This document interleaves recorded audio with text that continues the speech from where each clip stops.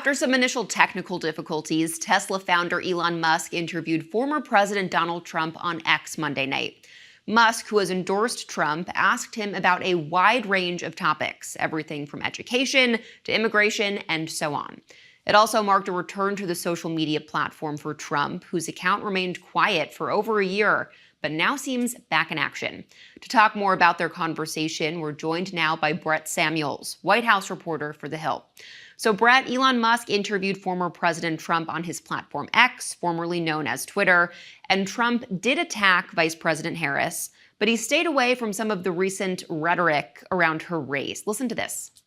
Our country is becoming a very dangerous place, and she is a radical left San Francisco liberal, and now she's trying to protect. Now she's looking like she wants to be more Trump than Trump, if that's possible. I don't think it's possible, but she wants to be more Trump than Trump. Yeah. It feels like a shift in messaging from the former president and a more reserved approach in his attacks. What are your biggest takeaways from this? And also, how is the Harris campaign reacting?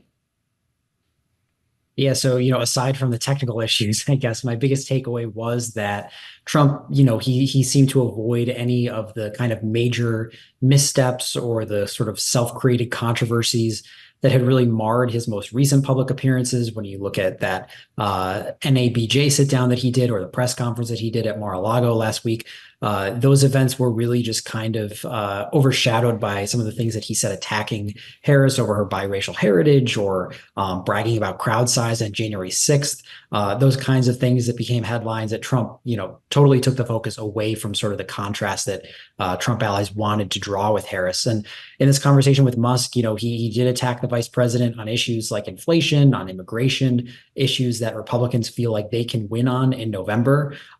He did make some waves that Democrats certainly seized on, particularly when he sort of praised Elon Musk essentially for firing striking workers at Tesla.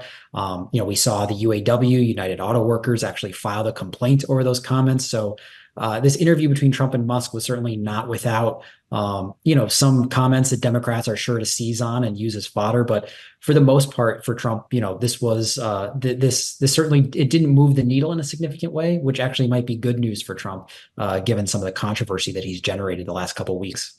Well, as you mentioned, they also talked about worker strikes, and I want to listen to this part real quick. Take a listen. I mean, I look at what you do. You walk in and you just say, you want to quit? They go on strike. I won't mention the name of the company, but they go on strike, and you say, that's okay. You're all gone. You're all gone. So every one of you is gone.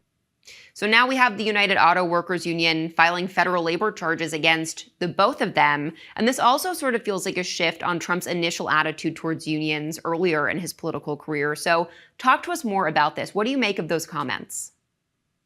Yeah, if there was sort of a misstep from Trump in that conversation with Musk that lasted for about 2 hours, I think those comments were the biggest misstep. He basically was just openly praising Elon Musk for firing striking workers at one of his companies. Obviously, Musk, the Tesla founder. And, the UAW, as you mentioned, quickly filed labor charges over this. Democrats, who have really positioned themselves as very pro-union and pro-worker, they were quick to highlight those comments and basically say that this is evidence that Trump does not actually support workers, that he is not pro-union like he claims to be, as he courts voters from the Teamsters and other labor organizations. So, I would expect those are comments that we'll continue to see Democrats kind of prop up in the days and weeks to come, because, union workers are certainly a core part of the Democratic base, and they're going to work hard to, especially in Michigan, where the UAW is a big part of the voting base. I think Democrats are going to be playing those comments on repeat to remind voters, this idea that, hey, Trump doesn't really support you. He doesn't support unions. And this is the guy who you'd be voting for if you didn't vote for Vice President Harris. It definitely feels like there was lots that's been getting attention so far. Another thing brought up during the interview was both of them agreeing that a government efficiency commission is needed. And Elon Musk even hinted that he would be open to joining in on this. So is this just a way of Elon Musk's, is this just an effort for him to get a cabinet position, or is there something more to this, do you think? Yeah, one of the most notable parts of the interview, I thought, was when Elon Musk would sort of interject his own policy views, his own takes on things like climate change, immigration, and as you mentioned, this idea of a government efficiency commission, which Musk mentioned, 3 or 4 times during their conversation, and suggested he'd be happy to serve on such a commission. So, I think this was a way for Elon Musk to really try and nudge Trump in his direction as far as what Elon Musk thinks is important and what he thinks should be prioritized in a potential second Trump administration. I don't know if it's as significant as a cabinet position, but certainly Elon Musk has made clear he'd be happy to serve in some kind of advisory role or, be appointed to some kind of government board to help oversee some issue like this. And certainly he has a very strong relationship now with Donald Trump that he didn't during Trump's first term. So, I wouldn't be surprised if Trump kind of leans on Elon Musk in either an official or unofficial role to help out with some of these ideas should he be elected in November. Well, they also spoke about the assassination attempt, of course, and it's been reported that Congressman Richie Torres is introducing a bill that would transfer the financial crimes mission of the Secret Service to the Treasury Department. What more can you tell us about that? Yeah, so this is sort of the latest example of members of Congress kind of wading into this and getting involved in the aftermath of that assassination attempt that happened in July against former President Trump during his rally in Pennsylvania. Members of Congress have sort of essentially put the Secret Service under a microscope. They've held hearings with leadership, and now we're seeing Richie Torres, the congressman from New York, as sort of the latest example where he's introducing legislation to basically take this off the plate of Secret Service, would move it over to the Treasury Department, as you said. And, Secret Service leadership has suggested that they don't have the number of personnel that they need to sort of effectively do their job moving forward in the years to come. So part of the idea here is that by shifting this off their plate, it would be better handled by another agency. Secret Service could focus on the job of protecting, the president, the vice president, the former president, and other high-profile figures. So, it'll be interesting to see if this is something that can garner bipartisan support at a time when lawmakers on both sides of the aisle seem to be a bit frustrated with Secret Service. Yeah, it'll be interesting to see what happens with that. But moving on to other candidates in the race now, RFK Jr. was recently dealt a major blow in New York after a judge ruled that he should not be on the ballot. So how damaging is something like this to his campaign? And do you think this could have a ripple effect on his status in other states? Yeah, taken alone in New York, where RFK Jr.'s residency was at issue, this judge ruling that his New York residency was essentially not legitimate, and so he kicked him off the ballot. In New York alone, it may not have a huge impact because that's a state that is almost certainly going to go Democrat and back Vice President Harris in November. But as you mentioned, the potential ripple effects could be really significant. If folks in other states try to challenge RFK Jr.'s place on the ballot using this residency issue or looking at other issues where maybe he shouldn't be on the ballot, that could play a big role. If RFK Jr. is somehow removed from the ballot in a swing state like North Carolina, like Michigan, like Nevada or Arizona, that could play a really big part potentially in the outcome in November, because those are states where the outcome is almost certainly going to be decided between Vice President Harris and former President Trump by just 10,000 votes in some of those states. And RFK Jr., if he's on the ballot, will easily pull that many votes in some of those states. So if he's off the ballot, that really shakes things up and could redistribute some of those votes for either Trump or Harris. So certainly bears watching in the next few weeks what happens with his status on the ballot. Yeah, and also would be interesting to see if there's any unintended blowback if he were to be removed in any other states as well. But among the Democrats, we're hearing a lot of, it feels like 2008 all over again, right? With this renewed energy now that Harris is in the race instead of Biden. We're seeing millions of dollars pour in. There are huge crowds showing up to the rallies. What do you think about that comparison to the 2008 Obama era? Do you think there are a lot of similarities? Yeah, there are certainly some similarities that I think are hard to overlook. This sort of just sense of excitement that we haven't seen since Obama was on the ticket. Vice President Harris at each of her most recent rallies, as she went to Michigan, to Wisconsin, to Arizona, to Nevada, she was drawing upwards of 10,000 people. She was drawing 15,000 people in Detroit, 15,000 people in Phoenix. And those are the kinds of crowds that certainly we did not see President Biden drawing before he decided to exit the race. Hillary Clinton struggled to draw similarly sized crowds. So there just does seem to be this very organic sense of enthusiasm that we haven't seen for Democrats since former President Obama was on the ticket.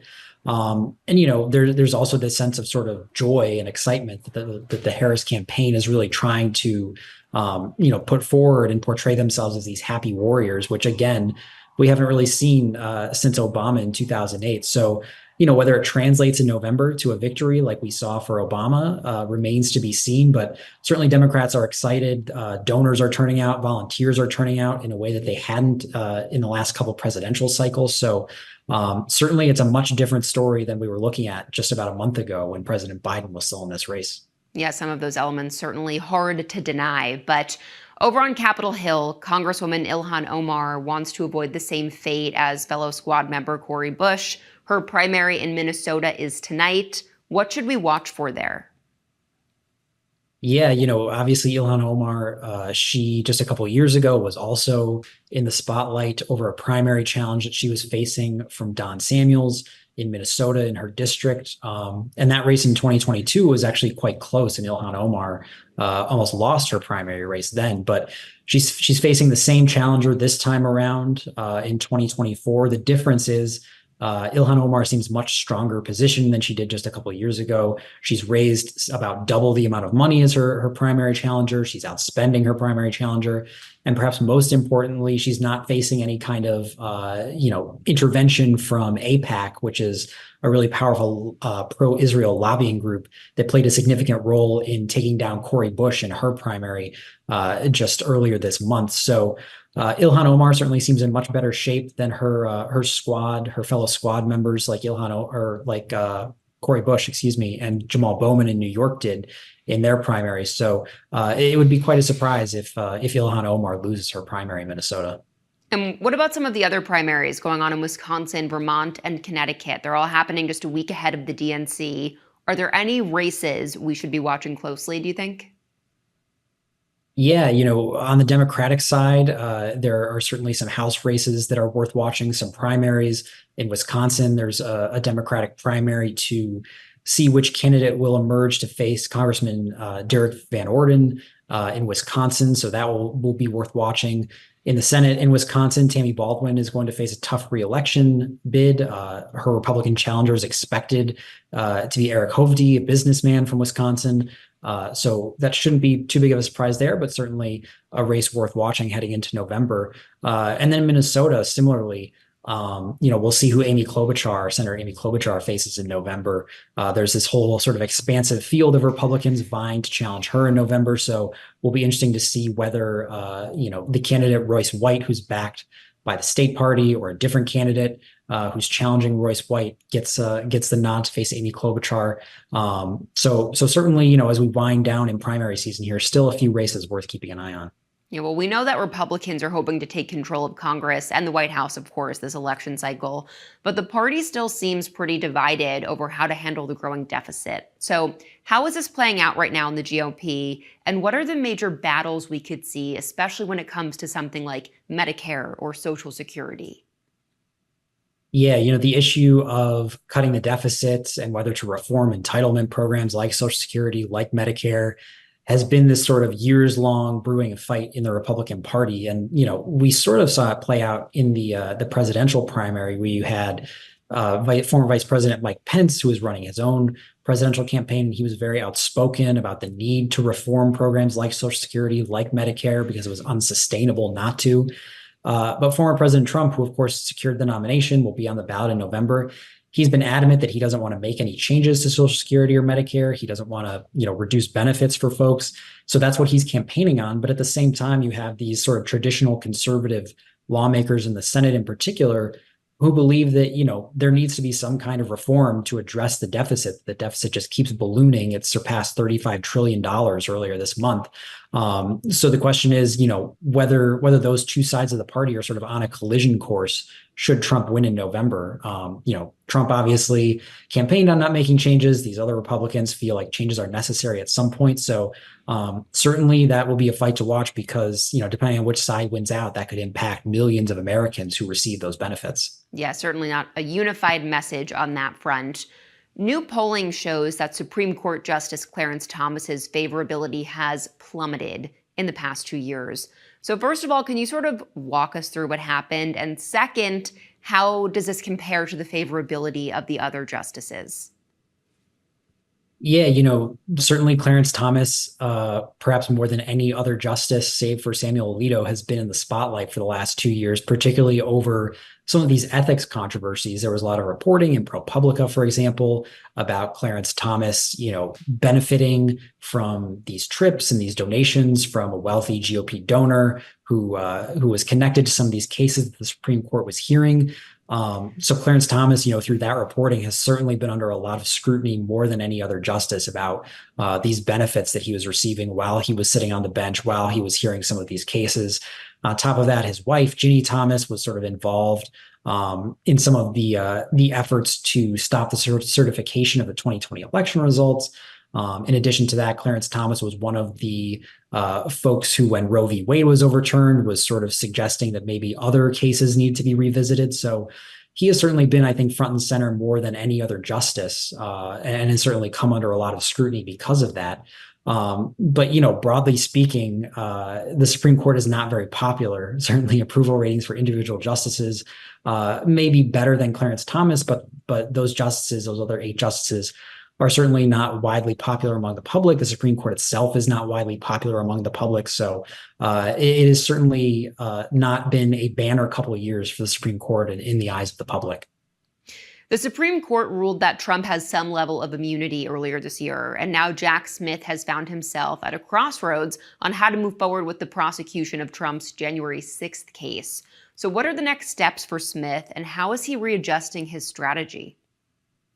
Yeah, so Jack Smith, certainly faces sort of a series of decisions just coming up in these next few weeks here about how he wants to proceed, especially if he wants these charges against Trump brought in Washington, D.C. around the January 6th riots and the efforts to overturn the 2020 election. If he wants that case to go forward before November's election, he's got to make some choices about whether to proceed with charges against these unindicted co-conspirators that were included in that case against Trump. If he wants to sort of parse out which crimes he's more confident could actually be prosecuted, given that Supreme Court ruling you mentioned that granted Trump pretty wide immunity for official acts while he was in office. So, he's basically got until the end of the month, the end of August here, to kind of figure out how to proceed. And even once he does figure out how to proceed, certainly I think some of his actions will probably face challenges from Trump's team, his legal team, and certainly Judge Tanya Chutkan will have to sort of decide how to proceed from there. So a lot to be done and a lot to watch, I think, as we figure out whether any of these charges against Trump are going to make it to trial ahead of the election in November. Yeah, it definitely feels like it's all far from over. Brett Samuels, thanks so much for joining us. Thank you. A former Colorado County clerk has been convicted of election interference for breaching her county's voting systems following the 2020 presidential election. Former Mesa County clerk Tina Peters was charged with stealing an employee security badge and helping a man associated with MyPillow CEO Mike Lindell gain access to the county's voter systems. Lindell was one of the most notable figures to spread false conspiracy theories about the validity of the 2020 election results. While Peters lost re-election in 2022, she's the first current or former official to be convicted related to those conspiracy theories. Paramount says it will begin cutting hundreds of jobs this week. The media giant, which owns CBS, MTV, and Comedy Central, said in a recent report to investors that it will be slashing about 15% of its total workforce. Those cuts come just weeks after executives promised to cut $500 million. In the meantime, Paramount recently agreed to a $28 billion merger with Hollywood studio Skydance. And a measure that would secure the right to an abortion will be on the ballot in the key swing state of Arizona this November. Arizona's Secretary of State said the measure, called Proposition 139, received the most signatures ever in a citizens' initiative in the state's history. Currently, abortion is banned after 15 weeks in the state, with one exception, to save the life of the mother. This proposition would allow abortion up until the point of fetal viability. That's today's Daily Debrief. I'm Bianca Fascini. Be sure to like, share, and subscribe to the Hill's YouTube channel. And come back here soon for the intersection between politics and policy.